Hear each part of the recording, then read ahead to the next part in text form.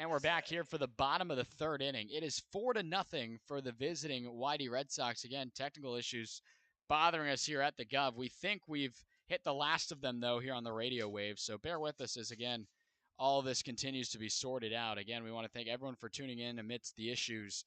Hanging out with us for the Commodores and the Red Sox, leading off the inning. For the Doors, it's Michael Eze.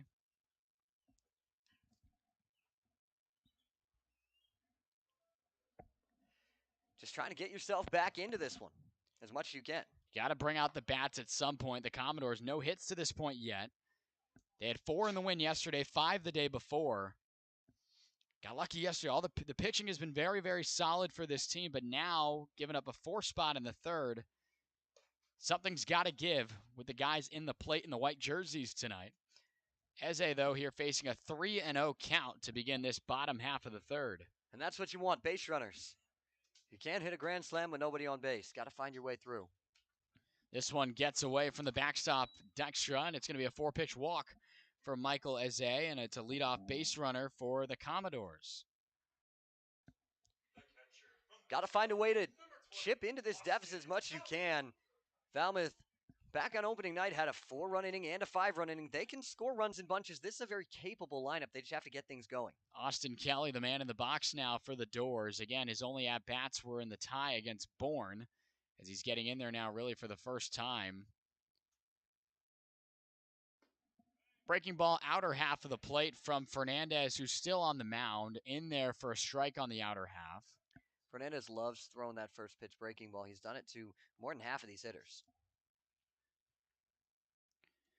Now the base runner to contend with is Fernandez from the stretch. He goes with a changeup in the dirt. Nice block behind the plate. Evens the count at 1. Also keep in mind, Christian holding on Eze at first, but you have to be mindful of the sun is right in his eyes right now. If a throw comes over, he's going to have to battle that to see it. A pickoff back to first base. Eze gets back there in time. Christian holding him on. Fernandez did a nice job with that throw, keeping it below the sun level and making sure Christian can get to it.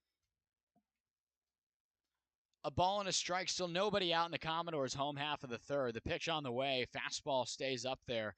Earlier today, Austin Kelly earning ABCA Rawlings All-Region second team honors, along with his teammate Logan Van Treek, who's now also a Commodore here as of a couple days ago. He's now here in Falmouth. Yeah, I got to talk to LVT before the game today. He's feeling good. He's enjoying it out here, and he's going to be a big help to this pitching staff. Well said, partner. That's Zach Surdenik. I'm Matt Venezia. Breaking ball here to Kelly, meanwhile, is floated out to left center to the opposite field. The play will be made in left by Archer.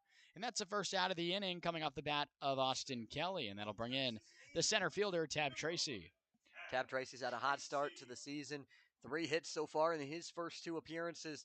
Trying to keep that going and help spark a rally. You want to at least get 1 here if you're Falmouth, especially after the leadoff walk.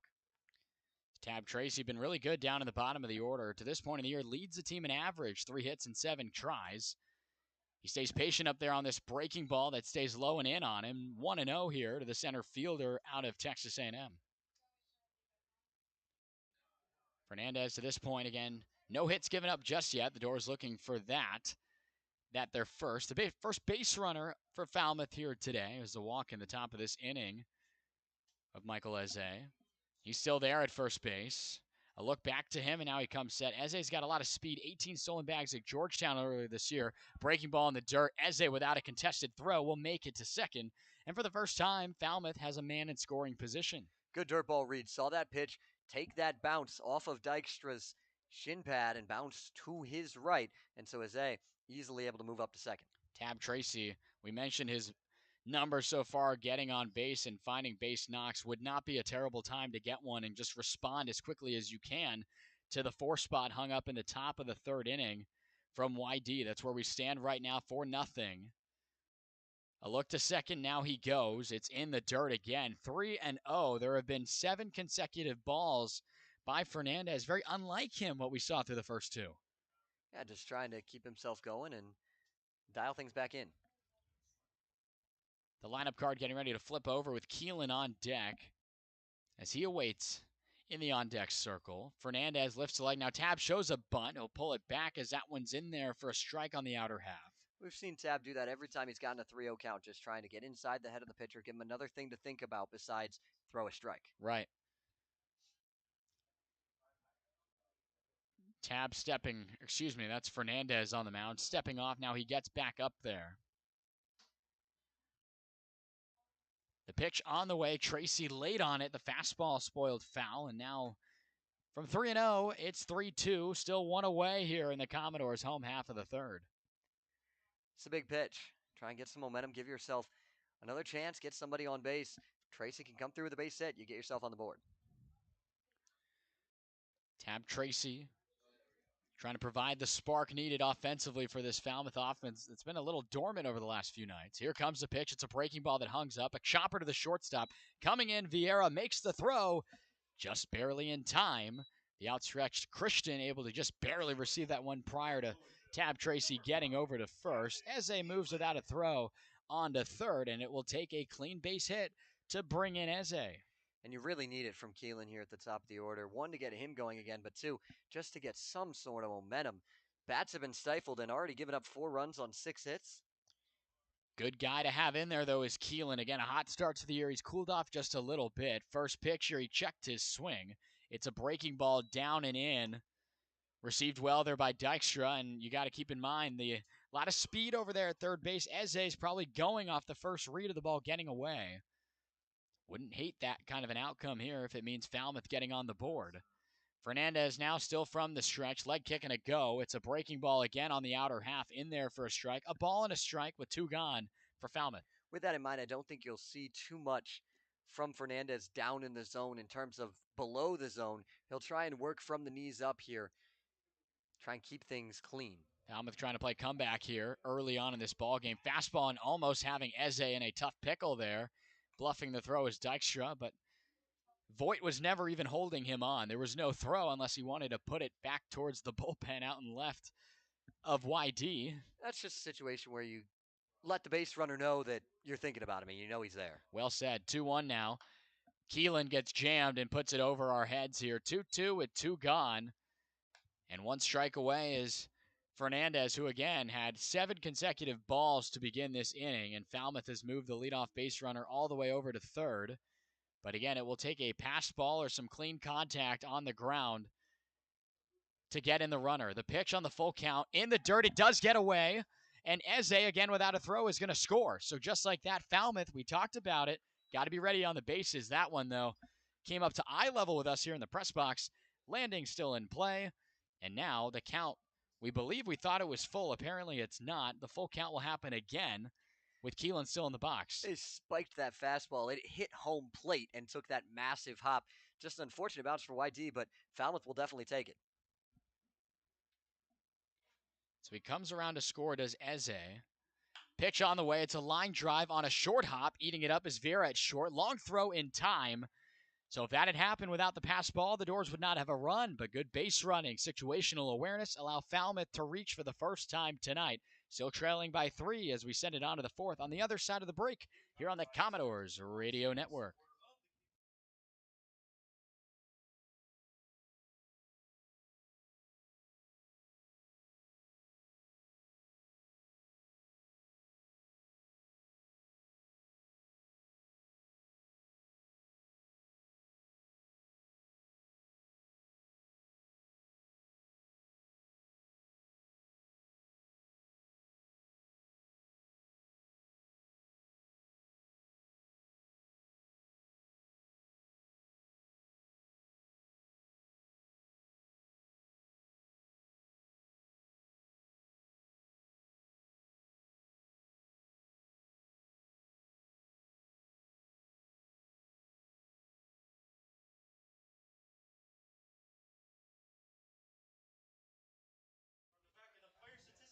The bats of Y-D coming up. They lead at 4-1. We'll let you know the other scores around the Cape with Destiny.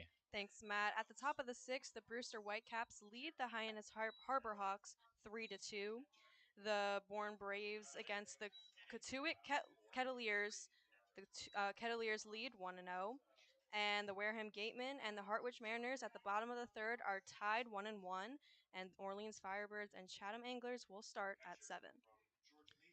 Beautiful. Thank you very much for the update. Yes, a lot of action tonight as we're used to seeing Wareham after the opening night win. 2 consecutive losses have them behind Falmouth to this point in this young season. It does, and if you're Falmouth, specifically looking for Falmouth, anytime there's an east-west crossover, the Commodores are not going to complain about a win from the east side to push down those opponents. Obviously, the lone exception is like this matchup tonight where the Commodores are the west team in that crossover. Definitely trying to lock themselves back in and get back into this game. Well said. With a 2-0 count here to Dykstra, the catcher. He struck out last time, but now ahead of the count quickly, 3-0 here in the top half of the 4th inning. Matt Venezia, Zach Surdenik. You just heard from Destiny Sanchez on the out-of-town update. The rest of the crew doing plenty behind the scenes to bring it to you on social media and on YouTube here with the radio broadcast. Fastball on the outer half in there for a strike from Tiger. Trying to battle back in this count.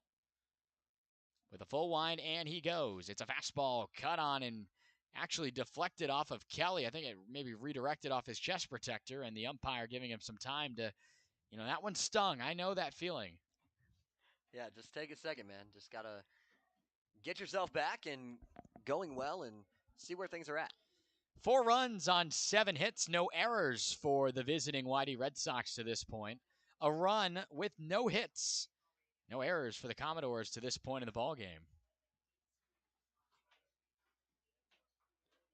The 3-2 swing and a miss gave him the changeup, dropping down and in. A beautiful battle back by Isaac Tiger. He finds the first out of the inning. And that's massive. After falling behind 3-0, it's the first time you've retired a leadoff hitter. After giving up the 4 runs, what you could ask for is exactly what you've gotten so far for Falmouth. You get a run back, and now if you can put up a 0, you allow your offense to get right back to the plate. So now the rising senior out of Gonzaga, it is Enzo Apodaca. Started off the big rally in the previous inning with a base hit that he came around to score on. That was a 4-run frame in the 3rd for Y-D. Pitch here, diving is Condon. He can't make the play, reaching out to the right. It's going to be a 2-out knock. 2 hits in as many tries for Apicata, and that extends the inning. That's the 4th base hit that we've seen just out of the reach of Condon. They are loving taking the ball to that pull side, especially the left-handed hitters, against Isaac Tiger, and just trying to sweep it through the infield, and they're having a lot of success with it. As they are, back to the top of the order for the 3rd time already is Archer with an at-bat. He's 2 for 2 with a couple of base hits to this point. Playing in on the grass already is Eze protecting against that bunt. Back-to-back bunt singles at the top. Going on the first pitch, cut on a miss. The throw's a good one on a short hop. Got him in time. A great throw by Kelly, and the tag by Keelan erases the base runner. And just like that for Isaac Tiger, he picks up a strike and an out. Well, and Austin Kelly's last throw trying to get Hunter Hines was high. That allowed the last run to score to make it 4-0, but you can't run on that man behind the plate. An unsuccessful stolen base on that go. That's already the 3rd throwdown that we've seen successful for Austin Kelly in this young part of the year. Yeah, just that one stolen base allowed by Kelly. He's been very, very good. The pitch here on the way. This one's driven out to deep right center field. Getting on his horse is Tracy. Still back at the wall. It is gone. On a line, Nathan Archer clears the right center field wall. And it's a solo shot that makes it 5-1 for Y-D. And that one hurts. Just left that up in the zone, and Archer got all of it out to right center. Unfortunate for Isaac Tiger. He gives up the long ball here. Already the 9th hit in this part of the ball game, in the early parts of it, for Y-D.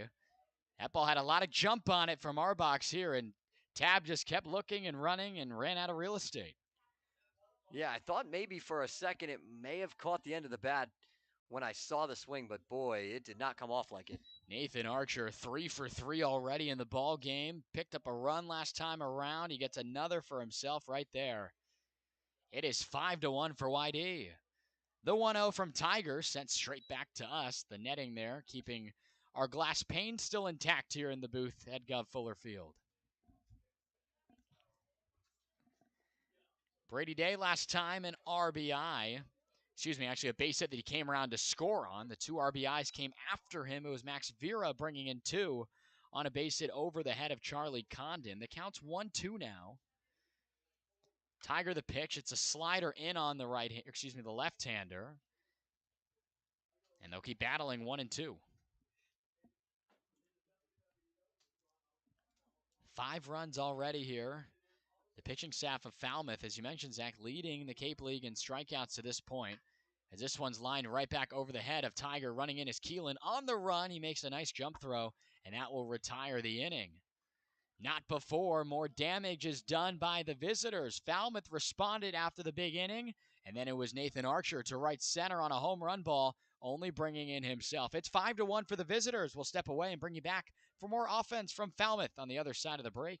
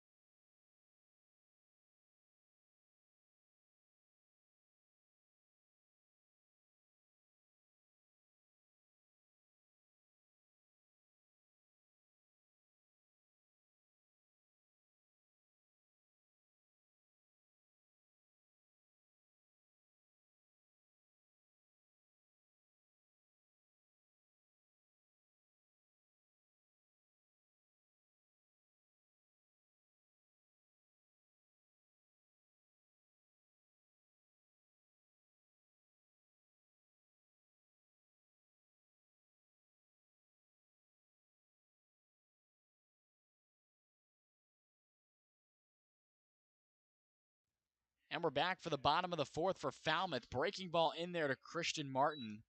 Just off the outside for a ball. Got to get some things going. It starts with a hit. Falmouth has a run, but no hits to this point. That's correct. Through 3, they do have a run. Not by the help of their own, though. They got lucky with a 4-pitch walk to Eze. He's able to move on to second on a pass ball. Moved over on an infield ground ball, and then another pass ball brought him in to score. A ball and a strike to Martin. He's going to barely get a piece of this one. It might die out there, and it does. Out to the opposite field and short left center. Christian Martin gets the Commodores' first hit of the day.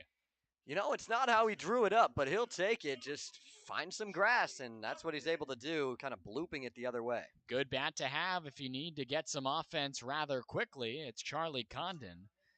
Still waiting for his first long ball on the year. Just one on the year for the Commodores to this point. It was Ross Highfield 2 nights ago in the tie against Bourne. Fernandez is set. He puts one on. It's a ground ball up the middle. That's going to get through. Back-to-back base hits by the Commodores, and Condon's aboard. This is an inning you have to score in if you're Falmouth. You get the first 2 guys on. You have to, at the very least, cut into the deficit here. I'm not a math guy, but I like their odds with back-to-back base hits. And now a knock by Bandura could keep this thing moving. And it is Bandura stepping in. He popped out to left last time up. Scott again picking up the RBI yesterday in the winning efforts. 231 hitting on the year so far here in the Cape League.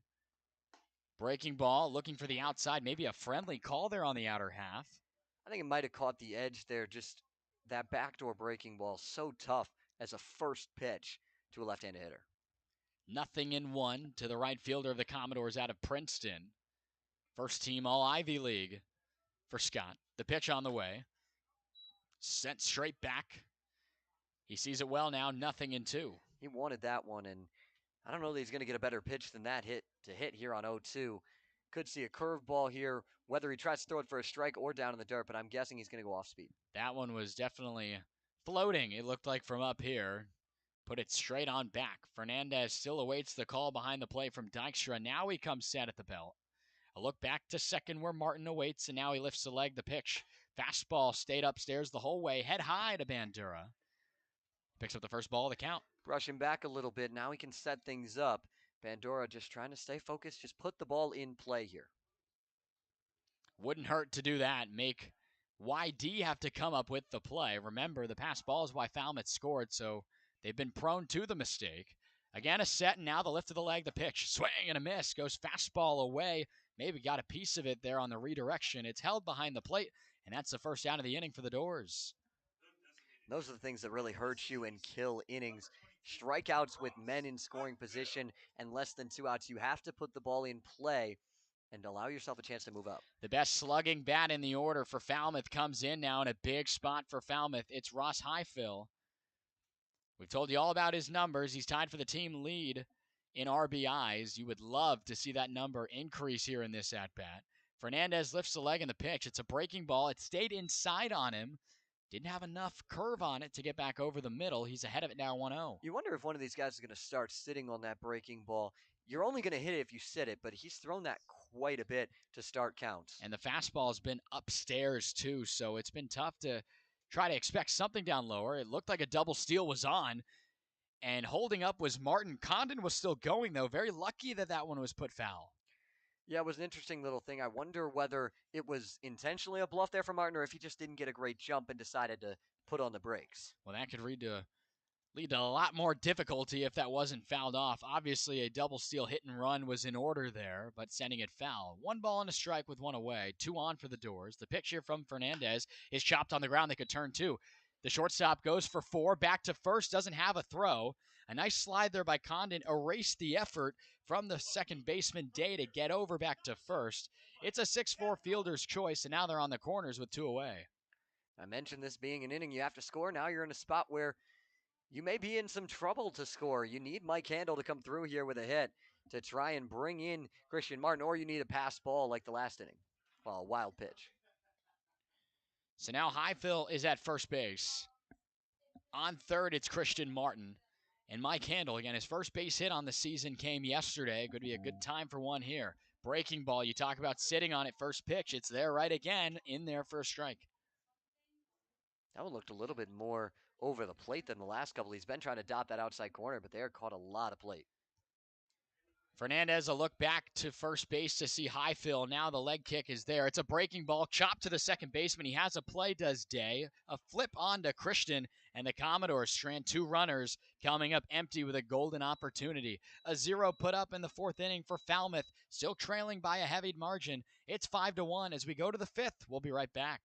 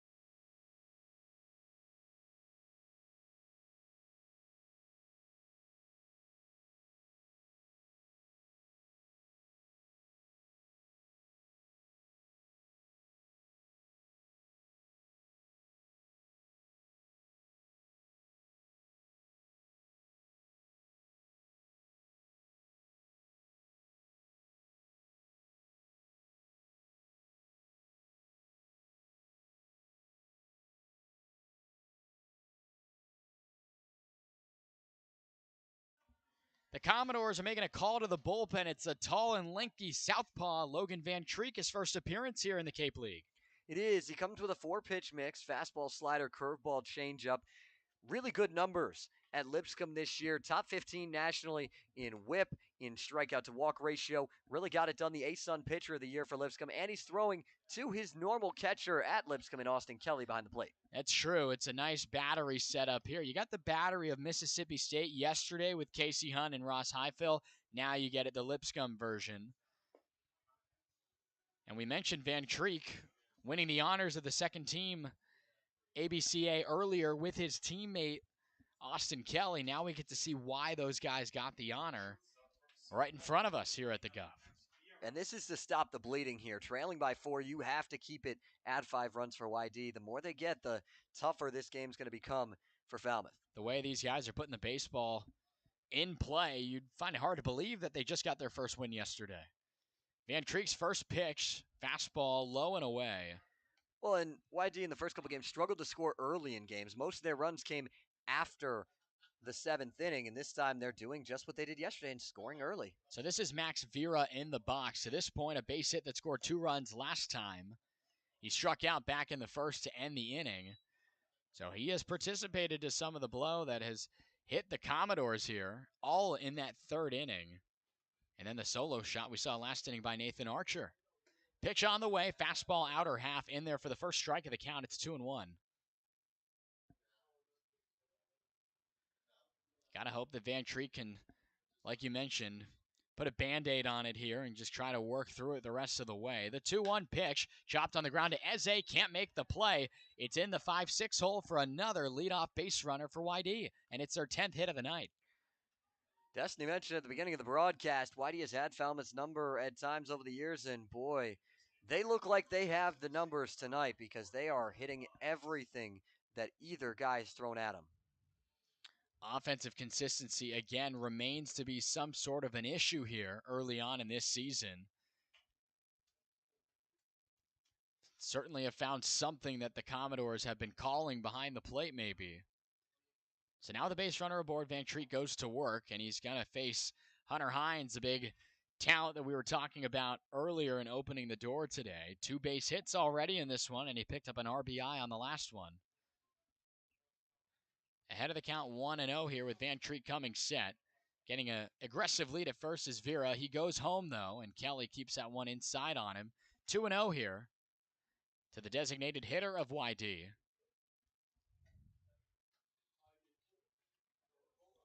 Pretty good crowd here for a Tuesday night of baseball, though, hoping for some sort of an effort.